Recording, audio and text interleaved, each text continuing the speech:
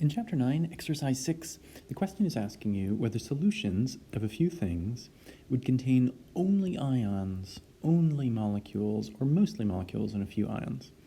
Now, which of those happens depends on whether you have a strong electrolyte, a weak electrolyte, or a non-electrolyte. So let's talk about what each of those things mean. So first, the word electrolyte has two parts, electro and light. The light part means to break apart. It comes from a Greek word that means to break, or to break apart, or to loosen. And so, for example, when you analyze something, you break it apart.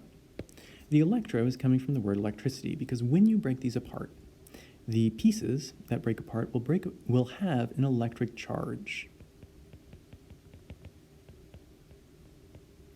So strong electrolytes break apart all the time. Weak electrolytes break apart some of the time, but not most of the time, and non-electrolytes never break apart. So to illustrate that, in the orange at the top, you can see a series of strong electrolytes. When those are put into water, and that's what this arrow is representing, when those are put into water, all of the ions break apart and go in their own directions. So here the chlorines and the sodiums all fly in their own directions. And the end result is that they all broke apart. When they did break apart, they each have their charges, so that's the electro part, whereas the breaking apart is the light part. Notice how all three of the strong electrolytes broke apart. Strong electrolytes are things that break apart all the time. And so what you're left with in the end is only ions. That's what you have when you put a strong electrolyte into water. Okay, how about a weak electrolyte? When you put a weak electrolyte into water, like HF here,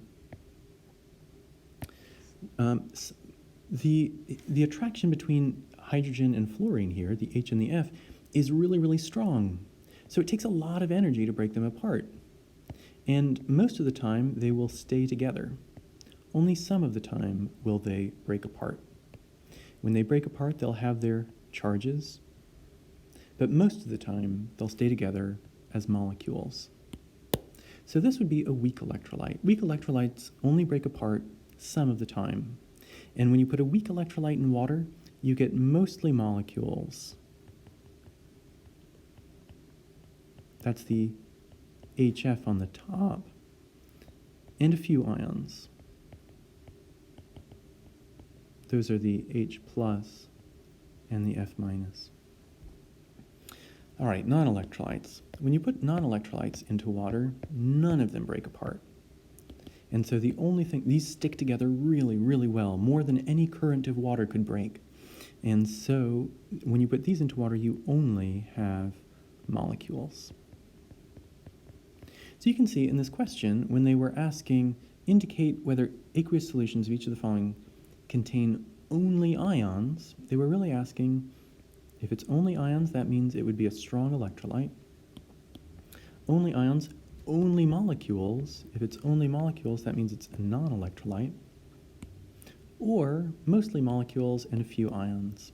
And that would be the case if you had a weak electrolyte.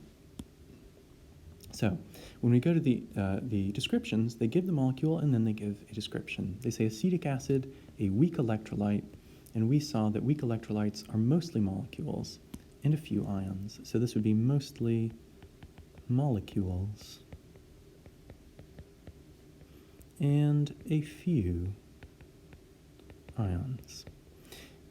NBR says a strong electrolyte. So strong electrolytes, we saw, are only ions when they go into solution. So this will be only ions. Last but not least, fructose. They say fructose is a non-electrolyte, and we saw that non-electrolytes are only molecules.